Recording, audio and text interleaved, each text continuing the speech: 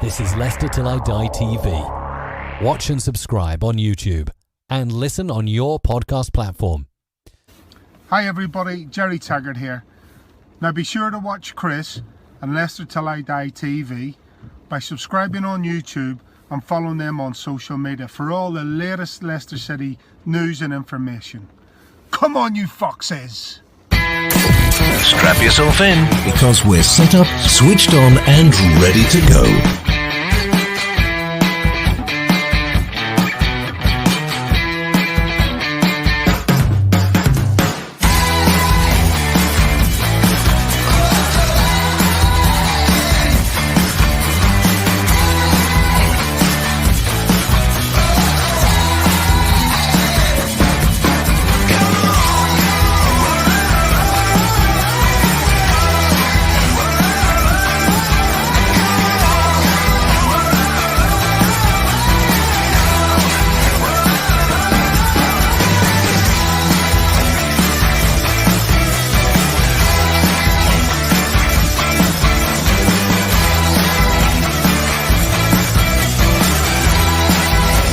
Hello. 9, 8, 7, 6, 5, 4, 3, 2, 1. And it's live.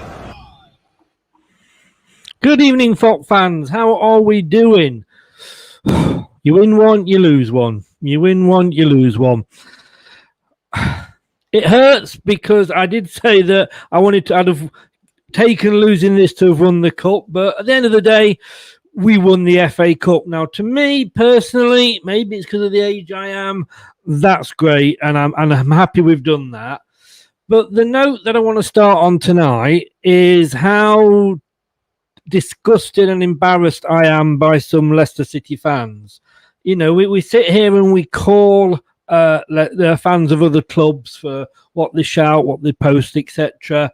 And yet it still appears in this day and age that Leicester City has its own fair share of Neanderthal fans. You know, there's enough warnings in the group about using foul language to other members and about players, staff, management, whatever. But some of you, not having the brains that you were born with, still seem hard to understand what that means. Maybe we need to write it down for you in Janet and John style.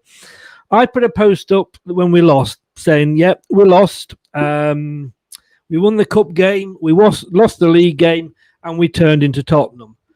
Well, we did turn into Tottenham. That scene at the end was embarrassing by the Leicester fans and Leicester players, and we'll come on to that in a second. Ricardo seemed to have it in for Chilwell from the get-go as soon as he came on, but that was reminiscent of the Battle of the Bridge last season. And this is typical of some fans coming on the group and just saying, what a stupid comment. Well, I'll tell you what stupid is. Stupid is not having the brains you were born with to come back with an argument, a discussion, and just saying, it's like those that say, oh, that's a stupid comment because it was from the Sun. You know, it just shows the lack of brains and the lack of intelligence that you have in being able to actually comment on anything. That person has been removed from the group. 2 or 3 others have been swearing about players, about a certain player in particular. They've got 24-hour mutes. In this day and age, read the rules of the group. We will not take abuse of any description. It is simple. I don't go for numbers. I watch who I allow in this group. I don't mind kicking out everybody if need be. When you learn to put your brain into gear before you comment and add something constructive to the group. Because if you can't add anything constructive to the group, basically, we don't want you. And that is the end of it. You know, that said, you know, we weren't there tonight. I think it was Alan Smith said, or the commentator said, revenge gives you an extra 10%. And Chelsea wanted that. And let's be honest with you, it was 2-1. It could have been 5 or 6-0. It really, really could. Such is life. It's still not a bad season, is it? This is Leicester Till I Die. Good evening. How are you feeling? You are watching and listening to Chris and Leicester Till I Die TV on YouTube and your favourite podcasts. We are on Leicester Till I Die TV on YouTube. Please give us a subscribe. That would be great. Facebook, Leicester Till I Die, the group. And if you live in the Twitter sphere, at Leicester TID. Look, I'm going to bring, because I can feel myself seething, to be honest with you, some of the comments that were up there. It was just sort of not needed. But I'm going to calm down because I'm going to bring a man of the cloth in. And he'll make sure that I don't use any swear words myself. And let's bring him in and say, good evening, Bradders. Good evening, Chris. Yeah, that was a good message to send out. It's not tolerated on it. Just to reiterate your words, mate, it's not tolerated in the group. It was unfortunately, it was brought to my attention on a stream before, which I hope it was no one in this group. But I assume he was on about Chelsea fans as well. But apparently, when Daniel Amartey did that, chucked the Chelsea flag thing. I can't think what it's called. Me mind's gone.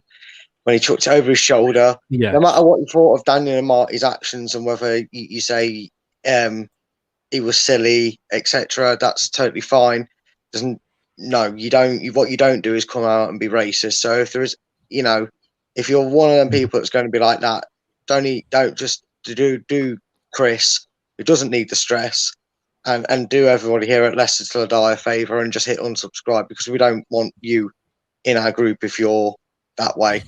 If you're going to throw racist remarks to get your point across, or have to swear every 2 words, there's no point. If you can make a point and not be derogative towards anybody or racist.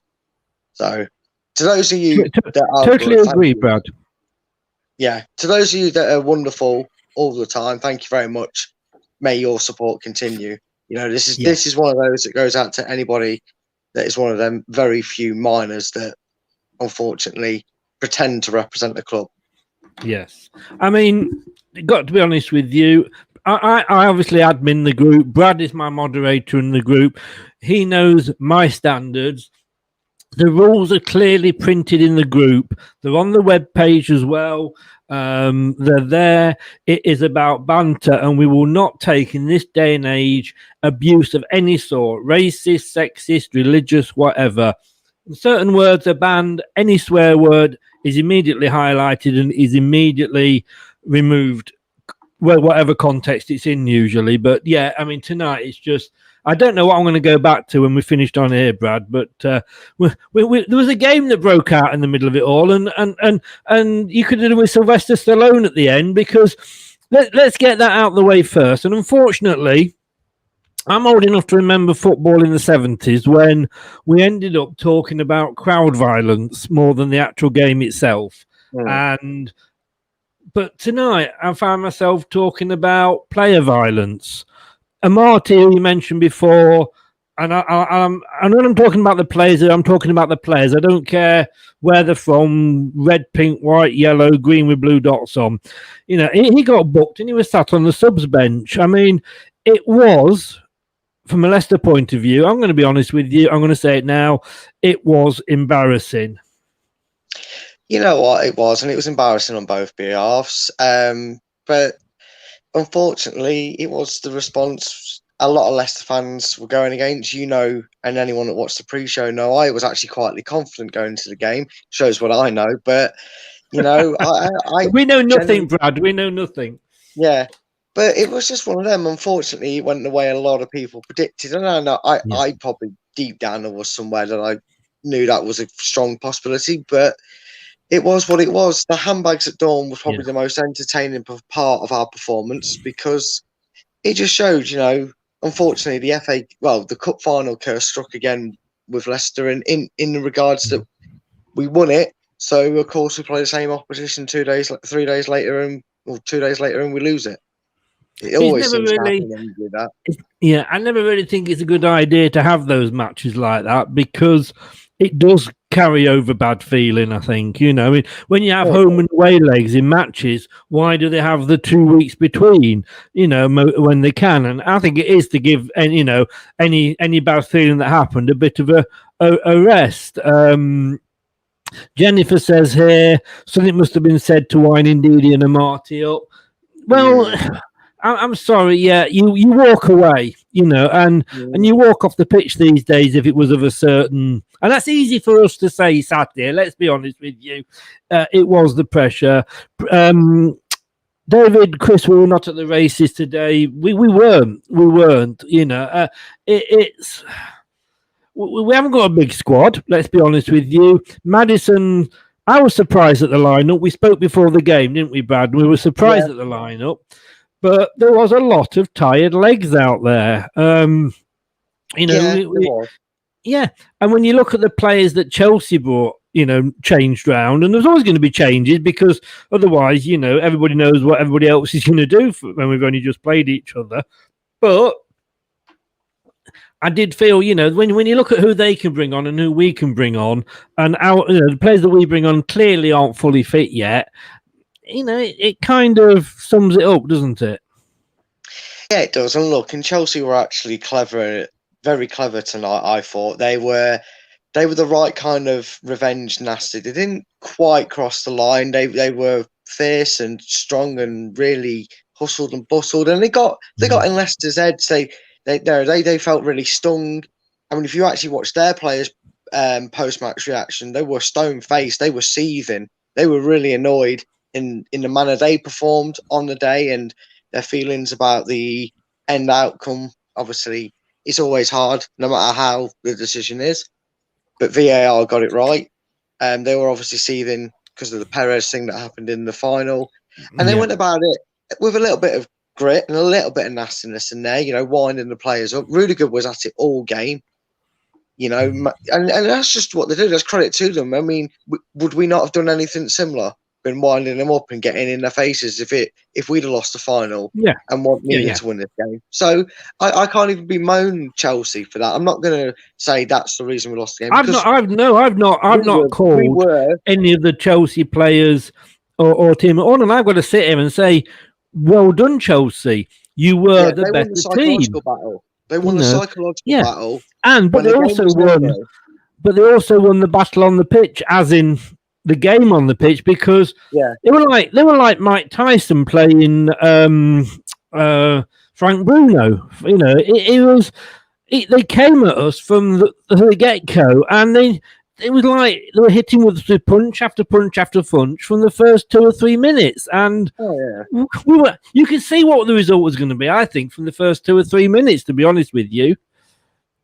Yeah, but there was the thing is that, football being football and Leicester being Leicester, when it got to half-time at 0-0, I actually still was feeling fairly confident. I thought, this is going the same way the FA Cup did, at a higher level, at a higher intensity, obviously, because Chelsea were a lot more dominant than they were in the first half in the FA Cup. They were a lot more dominant tonight. And, they seem to be able to do a lot more with the ball in that final third tonight. But, just like Twins said, the way it's been going for Chelsea and it's been rolling for them, I bet you if you asked a few Chelsea fans at half-time, they would have had it in the back of their mind that Leicester might still come away with this because we haven't done it in the first half. Yes. In the end, they did pretty much completely dominate for 90 minutes. It took a substitute change, a formation change, and a bit of spark up front to get us back into the game. But in the end, rightfully deserved for Chelsea to come away with 3 points. And they did what teams have done to Leicester so many times this season, going right back to one of our first Europa League games at the start of the season. They score, I think it was Athens, score as soon as the second half kicks off. We seem to still be in the dressing room. And just to reiterate the point, an annoying record against us, doesn't he? That's his third goal in like 3 games against us. I don't know what Rudiger eats before he plays us, but he goes striker mode. That's his third goal. It's that mask. Yeah. So can I say, and I'm just looking at Sean Melia's post here, and I'm just removing that and the language again. The lad has no respect. But that's fine. Say that if you don't think someone is going to respect, but do not call them names. Sean Melia, I'm going to say it now. You are a child with the brains of a 5-year-old. grow up and learn to use the English language, mate. There we go. Anyway, Luca, an Arsenal fan. Good evening, Luca. Thanks for joining us. You say here you lost means no Champions League for you. No, it's not over yet. You know, Liverpool have got to go to Burnley, and you know that's not going to be easy because Burnley will have the fans. I lived there for 20 years, and that ground, if it's at a night game, if it's a cold and wet and rainy. But you do make the good point here, Luca. Maybe I think we possibly were hungover from the cup final. I know we went straight into training the next day, but we do need to build this squad up, don't we? Yeah, of course, it still needs a few tweaks in there. There's a few players that will probably not be here.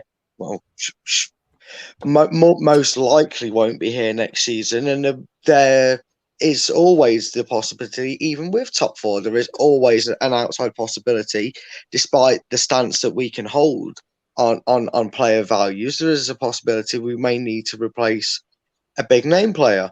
I find it highly unlikely whether we finish fourth or finish fifth. I think the unity of the main squad will stay together, but we will need to build on this squad for next season. And yeah, the top four certainly isn't gone. It certainly isn't over yet either. It's not been anywhere near as predictable as everybody thought the season could have been, And look, Chelsea got what every team's going to get this season, and that's great. I'm going to say it's a plus to be hearing, is they got that extra mental boost. Hearing their fans, we talked about it, didn't we? Saying that sometimes maybe when you've got no voice as a support to pick you up when you're down, it's very difficult to do it. And that's why, fans are classed as the 12 men. And it just showed what football's been missing, that edge in certain games. So that's what it is, Liverpool, like you say, go to Burnley, could easily lose that game. And then we've got Tottenham. And then we've got Tottenham at home. They got, through against West Brom thanks to, the goalkeeper going up. And I can't criticise the performance because they have only just played literally a couple of days ago. And like we said before, FA Cup, all 3 points tonight. And I said right from the start, I will take the FA Cup. And I'm just looking for it here, and I'm just going to try and, I don't know who this is. He's not stuck his name on, but yeah, FA Cup and fifth, should it be? Surely we must be happy. Personally, I'm ecstatic if that's what happens. Yeah, and the day there's not a single Leicester fan here that isn't lying to us and themselves if they turn around and say we're thinking we'll win the FA Cup and get top four. If you said to me, yeah, then that's very true. Chelsea could draw with Villa. Just anything. Still, literally, it's the phrase. Anything could happen on that final day, but that's the magic of football. But it's just one of them, isn't it? Today, at the end of the day, in August, if someone said to me, Brad, your team's going to come fifth and win the FA Cup, I'll snap your hand off, take the ticket. Where do I sign? And if it's only a Leicester fan that says, no, I always said we top four in FA Cup. Okay, fair enough. If that's what you genuinely believe, fair play. If you've got a bet on it as well, fair play. But you'd have been happy with fifth before a ball was even kicked this season. Yeah. And again, I'm just questioning the intelligence of some of the fans. Going back to my "we turned into Tottenham" remark, Dave Hansford said it. Yeah, he's gone. Did I miss Tottenham winning a cup lately? No, but you missed them fighting at Chelsea at the end of last season, at the end of 15-16. I mean, obviously, didn't you? I sometimes think that I have to dumb down my comments so that some Leicester fans can actually understand what they mean. I think the thing is because I think it's just something that's misinterpreted, though, mate. I think it's just some fans like that are seeing it as because when we've dropped points before, a lot of fans remind fans that we turned around and said to Tottenham that they bottled it and because it is Tottenham bottle spur, and some fans like to think that every time you mention Tottenham, it's a case of you're saying Leicester bottle it, and I think that sometimes there can be confusion with that, because I saw it and I instantly knew what you meant, mate, because it was very similar, not just the way it happened, but the timing of it. It was almost mimicked that little scrap that Tottenham and Chelsea had on that game. So yeah, it just some fans be assured that Chris meant it in the way of the handbags at dawn at the end, not referring to suggest that we'd bottled it. If you've watched the shows as well, you know his opinions on it for weeks, and mine. Yes, we've never think that Leicester have bottled top four with the questions we've been asked. So tune in more as well. Hit that subscribe button so you know these feelings that we have, so you can call us out on it if we ever are wrong. You know what I mean? I tell you what, Brad. To me, I think Brendan might have looked at this and thought Tottenham at the end of the week is more of a must-win game than Chelsea, because if we lose, we could be in the position where we need to win against Tottenham, and we've got some players that are coming from the cup final that might have been tight. Well, we saw them today. They looked like they were playing in mud, didn't they? They were absolutely knackered, some of them, and they gave their all on Saturday night. And I just wonder whether they were rested, and he's thinking the important game is possibly the Tottenham game. The thing is, and the one thing that Brendan would have wanted tonight was he probably planned to know exactly what was going on. Chelsea had lost the final. He knew how they responded, and the lads and the backroom staff did all they could. They had every right to celebrate the the FA Cup for obvious reasons, and they still managed to get back late to the hotel on that same night, and we're training since. So it's not like the effort was gone, but we all sat here after the game. And anyone that talks about it, and when you were probably asked, I think you're going to get on tonight, maybe a few of you like me were cautiously optimistic, thinking we could actually still win the game. And there's probably a lot of you that did score predictions that said Chelsea will come back, they'll bite us for feeling the sting of losing the FA Cup final. And probably a lot of you went with either us drawing or losing tonight. And at the end of the day, in a weird way, they really did put the effort in, but it was a completely knackered effort. It was a knackered, exhausted thing, because we as fans know how much they put their bodies through on that game.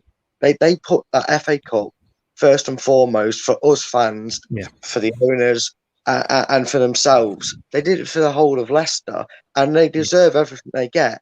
I tell you what, in the end, we've somehow come away with that, with a decent scoreline, because the one thing we didn't want to do was lose the game. Obviously, you don't want to do that anyway. But if you're going to lose the game, I've always said there's ways to lose the game.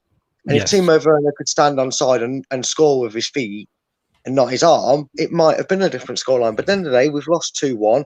Perez, we'll get on to that, could have nicked the most unlikeliest point ever. But sod's law at the end of the day. I'm not even mad with Perez in a weird way. No. Yes, I thought it was awfully missed, but I'm not actually mad at him, because we wouldn't have deserved it. We'd have still nicked it, but that would have just defined Leicester in a nutshell, wouldn't it? We've sat here 38 times this season for the league, and then some. Plus Europa and FA, and we've berated Chelsea. We've berated Leicester players when we've lost to Fulham, lost to Aston Villa. Leeds, Newcastle, and I've sat here on many occasions, have I not, and said, come on, would the real Leicester please stand up, because it's been awful. But I don't feel tonight, and it wasn't the best performance by a long chalk, and we'll come on to sort of the player ratings and what have you, but I just don't think they deserve it today, because it's in the whole big scheme of things, as bad as it was, I kind of understand it tonight. Yeah, and I think that's the thing that I think most Leicester fans would have seen, and I know we all react differently after the game, and some people maybe just bite a bit of the tongue and come back to us in 15 minutes. We all need to let off steam. Don't blame you. It's always disappointing to lose. Even in this acceptance, it's still disappointing we lost, because we would have loved to have nicked a point in that game. We'd have loved to have won it, obviously. But sometimes you have to manage a situation, and you look at how that helped Chelsea's mentality as well. You know, when Rudiger made that challenge and then kept it in, and that he absorbed the crowd. If Leicester go into the game against Spurs and they've lost here 4 or 5-0 tonight, they don't take it. You know, they maybe that's not the result that we want. What we want to see is we found a way to fight near the end, literally, unfortunately, as well as figuratively. I think they got the wrong message maybe near the end. Yeah. And that's just passion. And it was stupid, silly, indecisive, wrong, but it was passion, because it was Rudiger getting mouthy. Indeed, he knew he'd done wrong.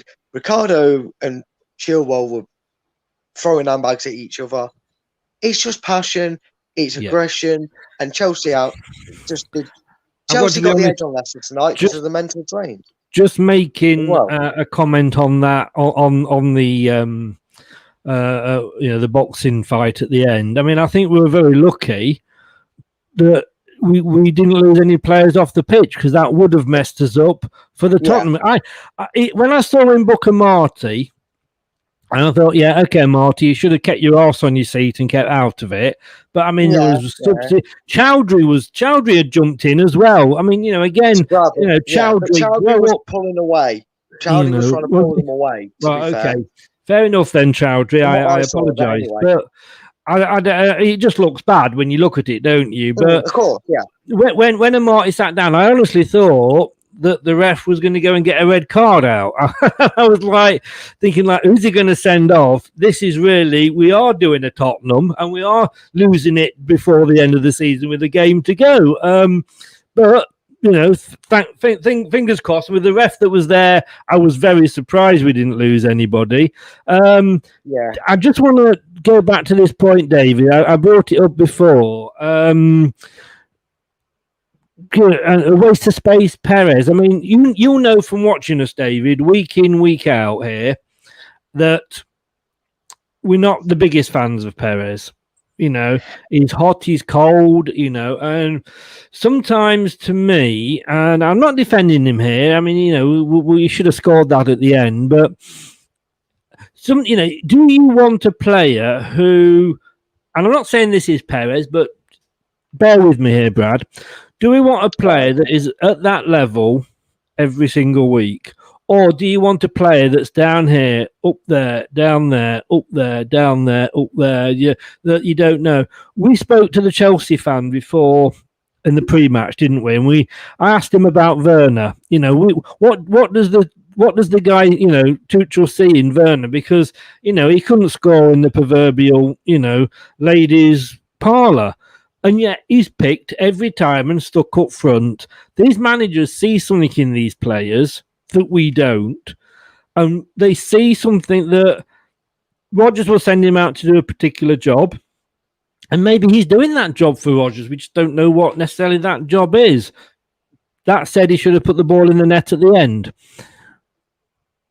Well, I would rather take someone that can stay on the feet, operate better for us in that central role, or, which he's now obviously been given, Brendan Rodgers has gone, right, all right, the right wing experiment didn't work. It's not panning out. I'm going to give you your wish, but you're going to get less and less game time than you would if you stuck it out as a right winger. They've obviously had that discussion, and guess what? He still can't play. He still can't play. I think you're very right. I'm sorry. I want him, and people might say you're a bit, and you know what? People might say, oh, you're a bit of a hypocrite, Brad, because I supported Iniacho from day one. Even when he's really frustrated me, I've still backed him. But I saw more with Iniacho when he was off form, when he wasn't in the starting 11, that gave me something and said, there's no way he can't come good. Perez, we got the warning, we got the memo from Newcastle, and we still signed him. He has been playing. He's been out of position was the reason he wasn't any good. Fair dues. Okay, let's play him in this position, exactly like Brendan's done. Guess what? He still don't do it for me at this level. He still doesn't do it for me at this level. And by level, I mean a team that is European base every season. That's what their target is. That's what our target is. And just before anyone comes at me, European based means, yes, I'm not saying top 4. I'm saying European based. He's not at the caliber to play that role. Send him to Crystal Palace. He might do really well. Yeah. That might be his level. I'm not saying that he can't be a success at Premier League, but he's not cutting the mustard at Leicester, and he proved it tonight. But just going to say to Dave in the group, who's posted that he thought the group was about having an opinion. Yes, it is about having the opinion, but it's also about having respect for your fellow members in that opinion, and not using the F word every third word, and actually contributing your opinion to the group, and not just saying, well, what you've said is shite, isn't an opinion. It's childish. So, I can see that the stones were moved today, and all the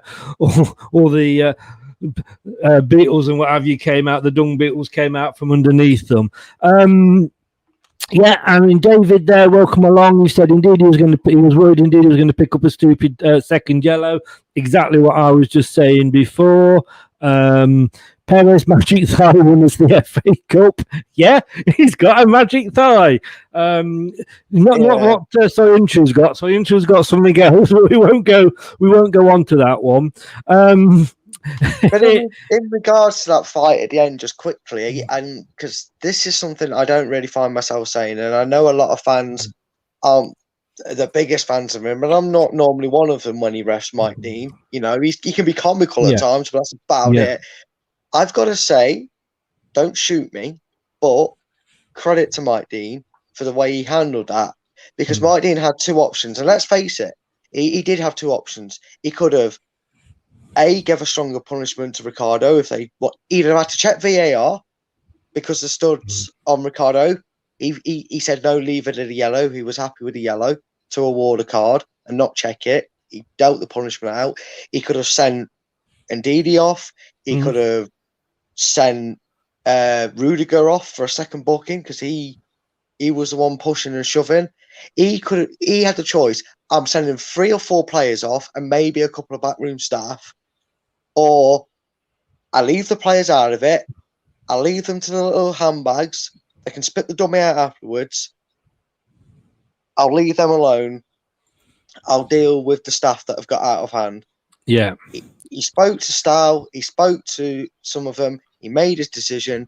And instead of going red card, and the game going even further into chaos, he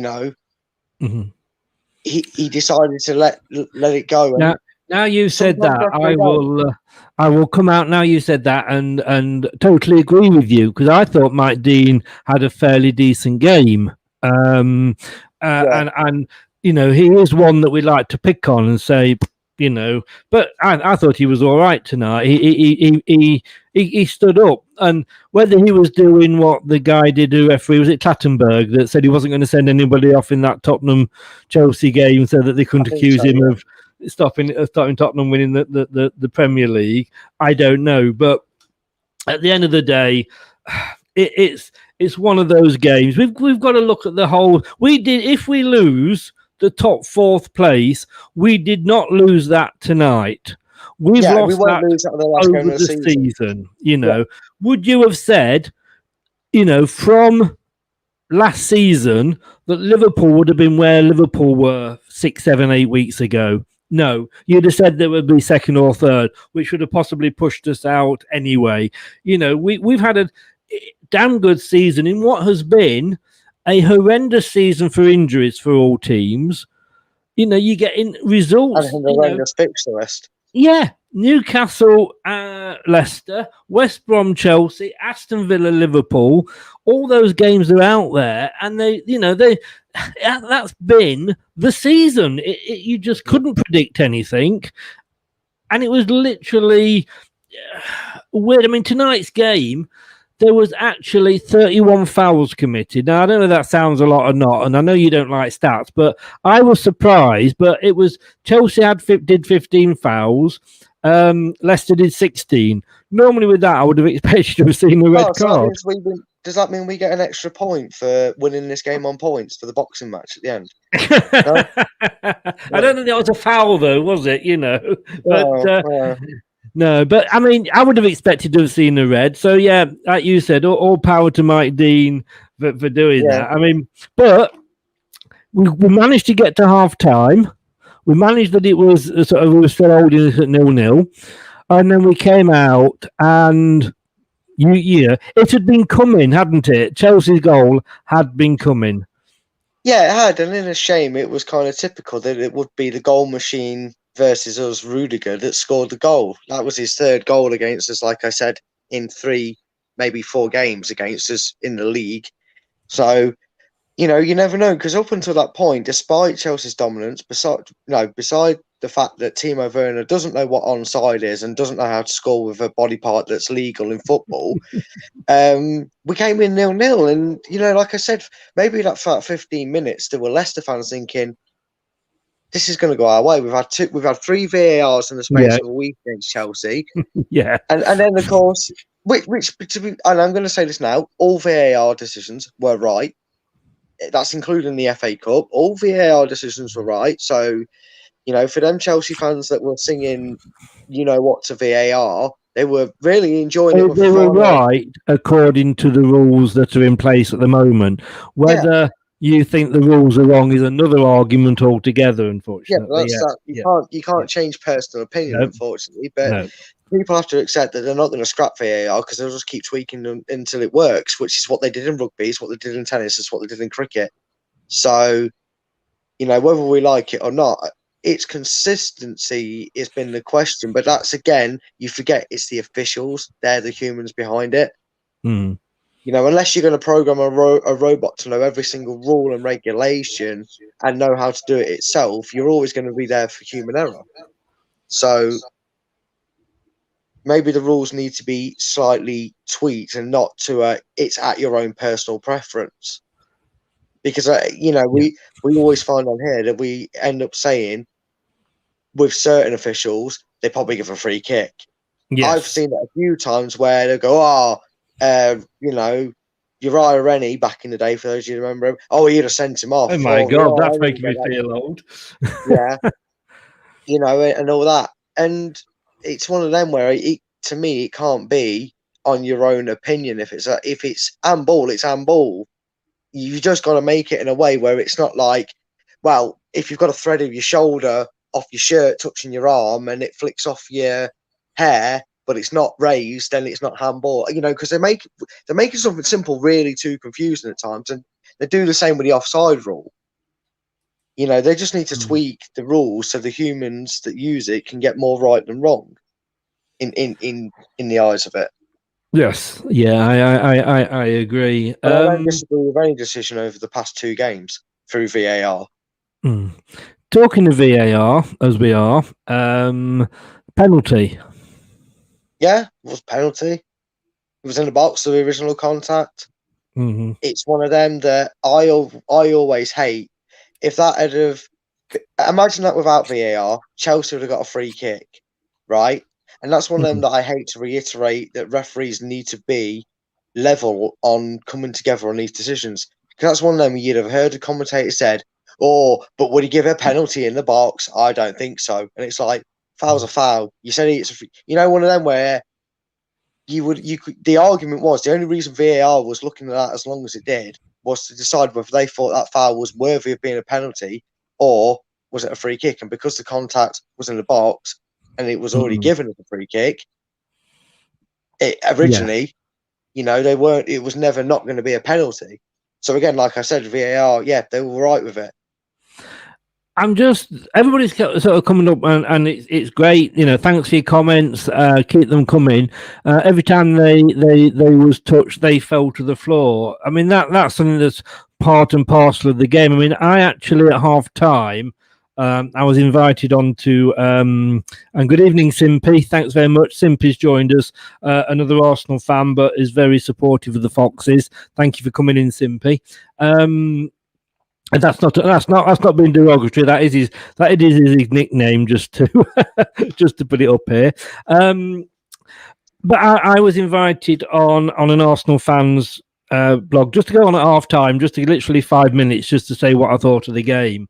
And they were saying that players don't get booked now and they go down too easy. And as I said, how often how many Premier League players would survive in a game of rugby union or rugby league?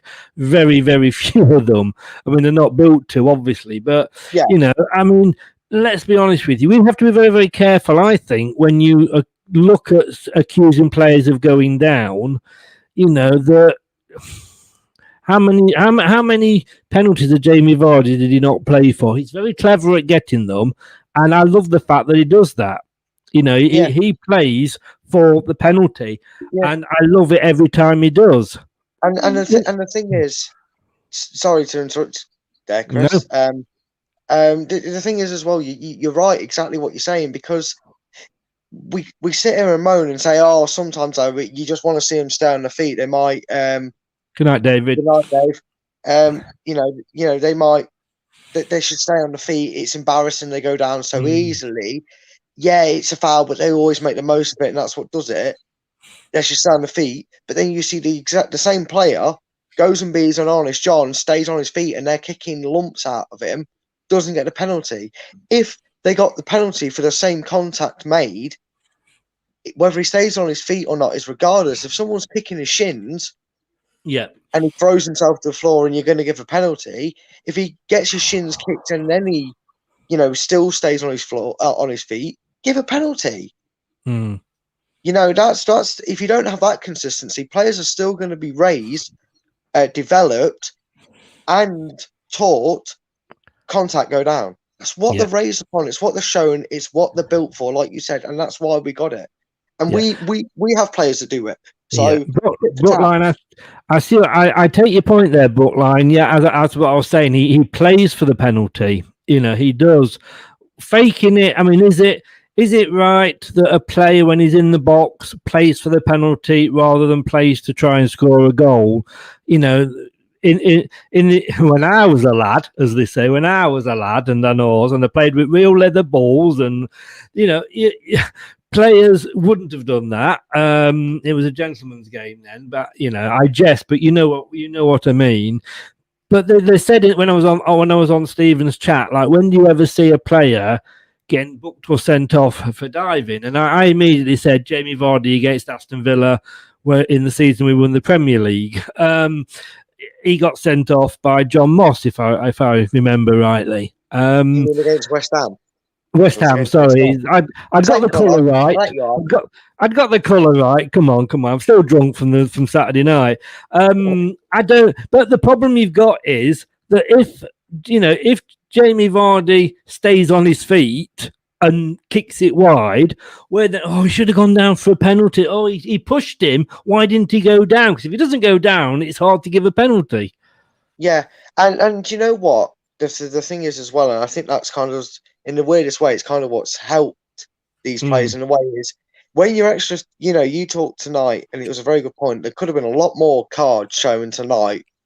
And I think these players, the theatrics that some of them go overboard with, because, I think what really gripes a fan is the most minimal contact. Yes, go down, sure, but don't roll around like a sniper just hit you right in the shin bone from 50 miles, a mile away or whatever. It's ridiculous, because I think if you do that as a player, a referee might see the original contact, and in that split second he's thinking, foul, I'm going to book him, and then he sees the player hit the deck and roll around. He must think, I was going to book him, but you're just an idiot. That's punishment enough. They've got a free kick. I think a referee generally might think that.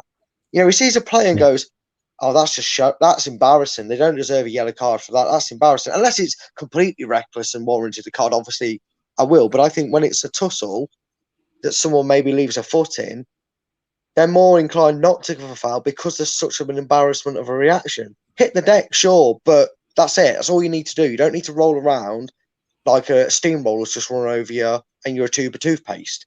Yes.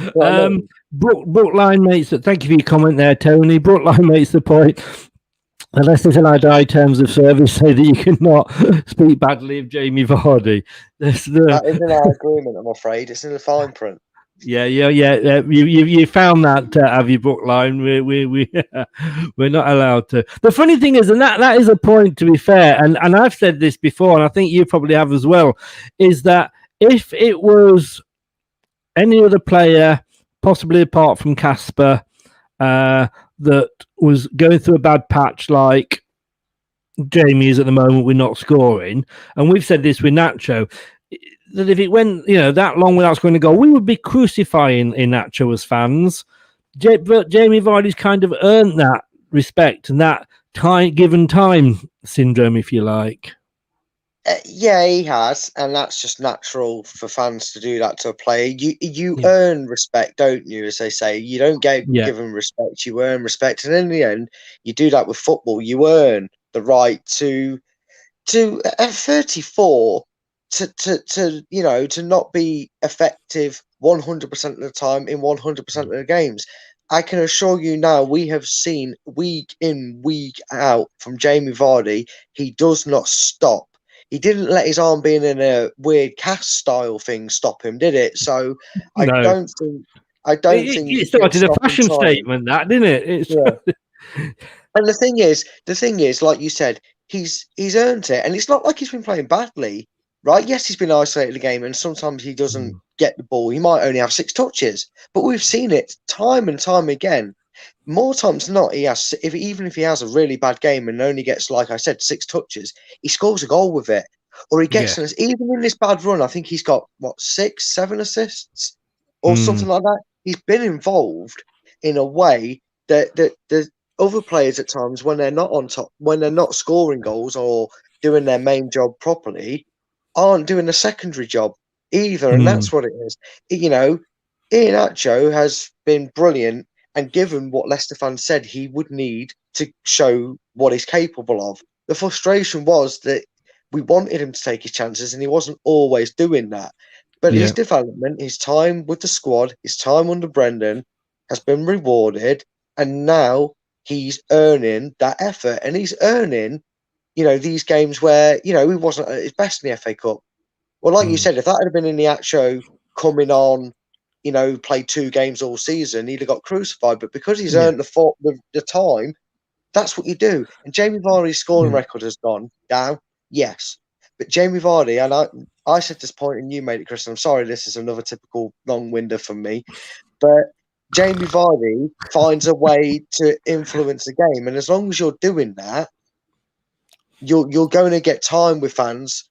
If you're not doing that and you're underperforming in the ways that the players are, you're going to get given stick because fans are always going to see things extra that they want and demand from you because it's their club. Because fully enough, football clubs were built by fans. That's just part and parcel of football. Can I? What was the question? Exactly. I answered 3 questions and you only asked 1, mate. I just do it in one for you. My next 3 answers are yes and no. I'm just gonna nod there and go, yeah, Brad, because I can't even remember what I even got lost in my own point. I think I may have my own question in my head as well at some point. Knowing that. Can I just say you took a Dominic Cummings diversion there, didn't you? With that one, I'll tell you. I could write a speech. You'd fall asleep to it. It helped with insomnia. Tony Cover makes a point there, and it is a very a good one. Fans made a difference to the referee in his decision making. Yes, they did, and that might work in our favour. Because I mean, they said in the commentary at the end, Leicester's next game is against Tottenham, and Leicester will have fans there. That point was, that was the comment. Yeah, and it's right. And again, the fans have always had the influence. They're the biggest part of this, of football in general. Like I said just then, fans are the reason clubs exist. They were built from them. They were made, the majority of, at least to my knowledge, I'm saying, were made from working class citizens and put together by working class people. So when the fans are there, they make all the difference. And this was, I remember at some point in the commentary, I think one of the commentators turned around and went, it's a big occasion for the referee because they've gone so long without fans. It's how they handle it themselves, because we know as fans we are intensely mean towards the ref. I mean, in the nicest way possible, because I do not condone, first of all, don't condone abuse against officials. I've done it. It's not easy to do that job. And I know we sometimes maybe do it as a jest. Are you starting the referees union now as well as the goalkeepers union? But I will say, even I've missed hearing, and I suppose in a funny way, some referees will have missed it, saying, the referees are, what most people do on their own when they're alone in the bedroom. Them offences thrown at them. It's nice that I haven't heard too much abuse to the refs from fans, but it's one of those things where fans do have an influence, and you could hear as you're watching the game, you could hear. You could tell they were at home. Obviously, there was no Leicester fans there, but it's bound to. We're human after all, and refs are human. And maybe at the back of his mind, thinking, "Oh, not sure about that," but the crowd seemed to think it was. But like I say, we've got that next week. So let's not knock it and see what happens next week. David, we're pressing high early in the first half. I thought Manos and Perez were not quick enough to force a turnover to get Vardy in. When he and Nacho play together, dynamic is different. I mean, like I say, 3 games in a week, know. And again, they said it on the commentary. Why, when we play on a Saturday, are we playing tonight? Well, I mean, Chelsea played the day after us and had less preparation for the FA Cup, so can we really moan? Yeah. Oh, no, I'm not saying. I understand the point. Why did we play so? I get it. Yeah. And maybe a day's break would have been, I don't think would have done either team any harm. It would have helped us probably been on a more level playing field. But, it is what it is. We've had this discussion pretty much all season, haven't we, mate, about how close the games are. But to go on to that end point of that comment that you just read out, mate, he was dead right. And it's going back to the point about Nacho coming into form, 18 goals in 20 games, and suddenly earning a bit of time when he's not been at his best. It's great to see, isn't it, that all of a sudden bringing Nacho on the bench is a good dynamic, and it changed the game and made us positive. Something that wasn't happening 3 months ago for him, bless him. And now look at him. So scored again tonight. That was one thing to take. Yes. As well. Well, he's always going to score. It's just how many, and it unfortunately wasn't enough. I mean, they all look tired. You got to think. I mean, let's go back to right at the start of the season. How many players we were playing that were just not used to playing, Christian Fuchs and Mendy and what have you. It's been a really hard season to judge, I think, anybody by, whether that's players or managers, because it's just been a season like no other. I don't think, and I know managers have been sacked and left and what have you this season, but I think it's really bad. And because it like I say, you just can't. It's not been a normal season, and I think what those players need, and I know we've got the Europeans and the African nations and all that, but I think the players do need to go off, have a rest. I'm really glad Maddison's not going to the Euros, to be honest with you, because I think he needs that break and come back next season and show us the old Maddison. Yeah, there's a few players that haven't warranted going to the Euros. There'll be a few players that you never want to, as an England fan that we are, and whoever you support as a nation, no matter what national child, you always want to, you have a little bit of sense of pride, don't you, when your players get picked for internationals? And they were very fond when Tillemans and Pratt and all that would get and Castagna get named in the Belgian squad. You know, it's right, unless they're playing against England, where we don't want them to get injured, but we want England to win as England, as you know, being an England supporter. But yeah, you know, some players haven't warranted, and some players, like you said, need it. It's probably could be a blessing in disguise before a ball's kicked next season that players like Maddison, Vardy, and Harvey Barnes and that aren't there for their nations. Yes. I've kind of avoided coming round to this, but I don't suppose I can really any longer. Nacho came on, got one back for us as Nacho does. You know, like I say, you know, Nacho's on, he's going to score. You know, and then we could have nicked an unlikely draw at the end if a shot had been on target. Now, I have to be honest with you, I was actually looking away because I'd got the computer here and it was on the. I was watching it on the computer and I'd actually turned away to type something up on my screen, and I missed it. Talk me through the miss. Oh dear! You know, it was you that said you wanted to come on to it later. I know, because you know what? In a way, I almost felt sorry for him because obviously everything we said about the game, it was one of them moments where, yeah, we were disappointed we lost. Yeah, we make, you know, credit on the night of performance Chelsea deserved in the end. You know, deserved over the 93 points. But when it's sod's law, isn't it? It's like Chilwell in the FA Cup. Desperate to do something against us over that final, didn't get it done, got a lot of stick, has been getting stick from Chelsea fans throughout the season. We've been the same with Perez, and the one chance he has to redeem himself, and you just find yourself going, oh, for God's sake, Perez, we didn't think we could get the point, but you just blew the biggest chance ever, and it just, I think it nearly hit White Hart Lane.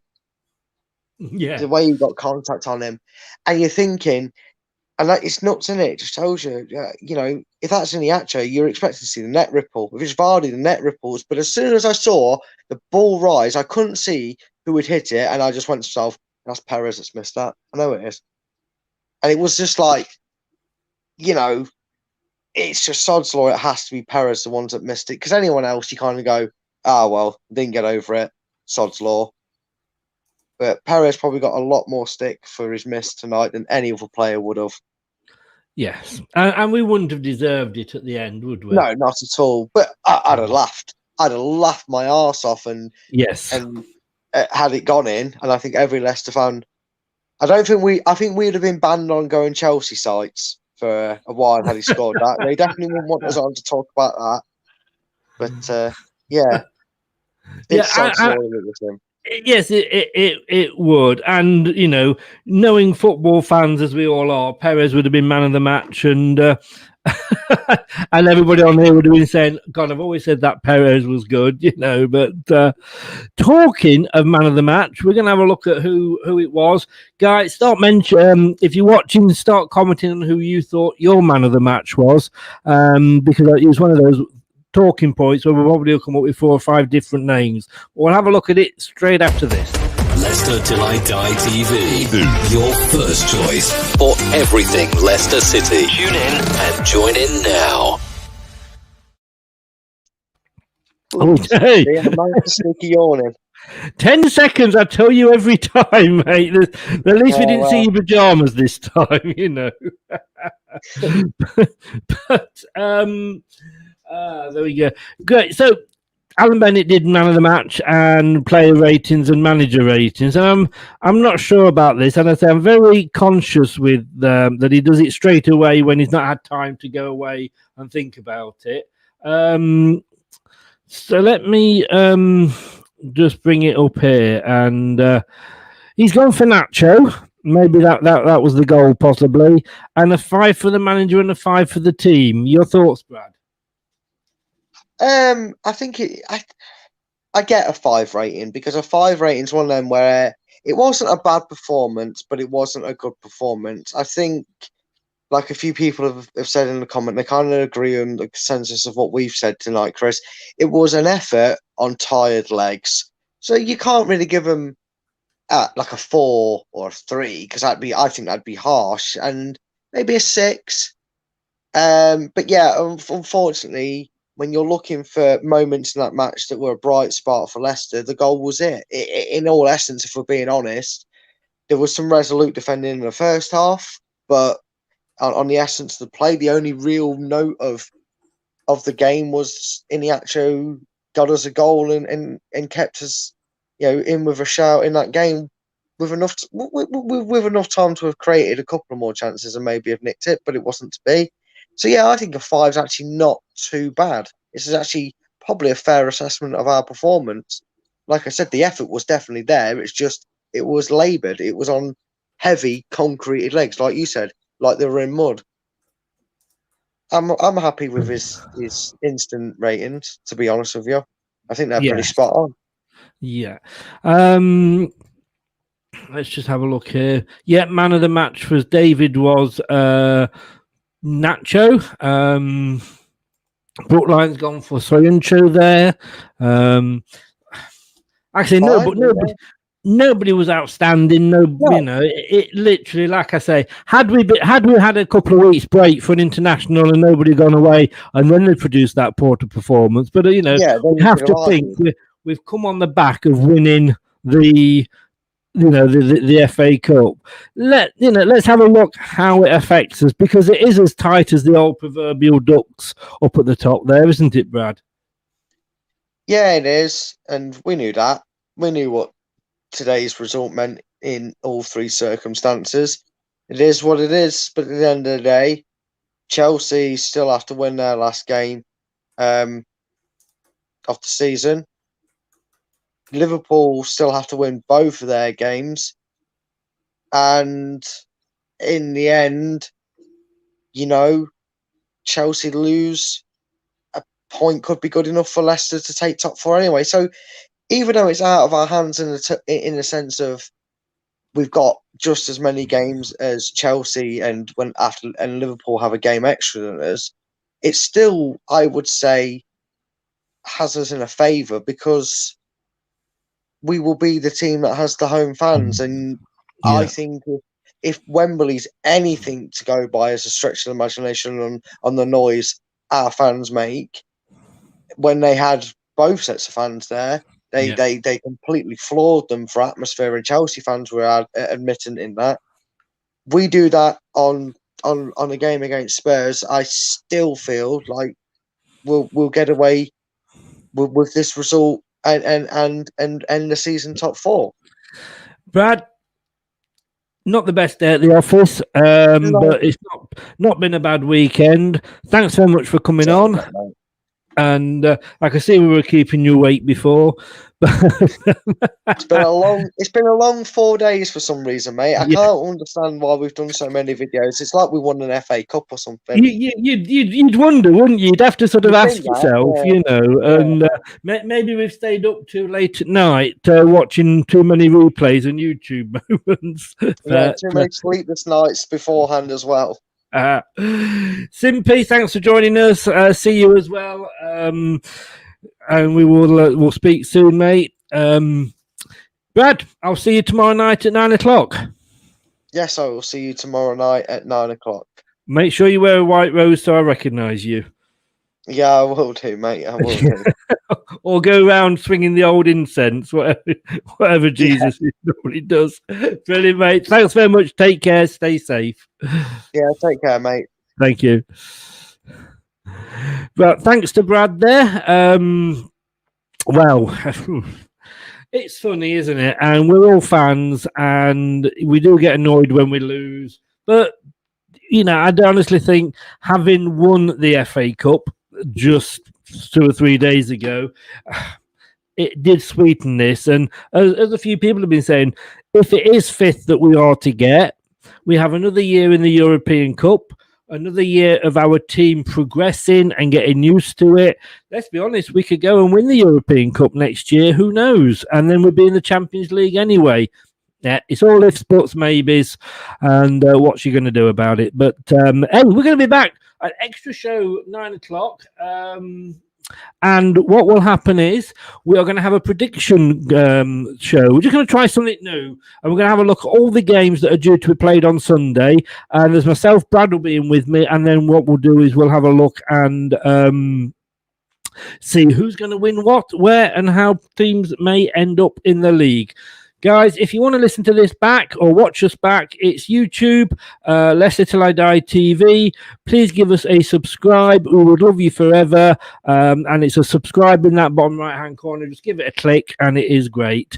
And if you want to listen to us rather than watch us, give us an hour as well, probably tomorrow morning now. And we'll be on your favorite podcast platform, including Anchor FM, Google Podcasts, Amazon Music, Apple Podcasts, Spotify, Podcasts Addict, and of course, if you've got a smart speaker, just ask it to play Leicester Till I Die. Wasn't to be tonight. We go again on Saturday. Whatever happens, there'll be fans there on Saturday, and we'll be I'll put my teeth in before then. We will be parading the cup in front of our fans. So it's not been a bad season, has it? See you tomorrow at 9. Good night. Yeah. Be sure to watch Leicester Till I Die TV on YouTube and follow all their social media platforms for all the latest updates and news on Leicester City Football Club. Thanks for watching Leicester Till I Die. This is Chris saying goodbye, and see you next time. Some people are on the pitch, they think it's all over. It is now.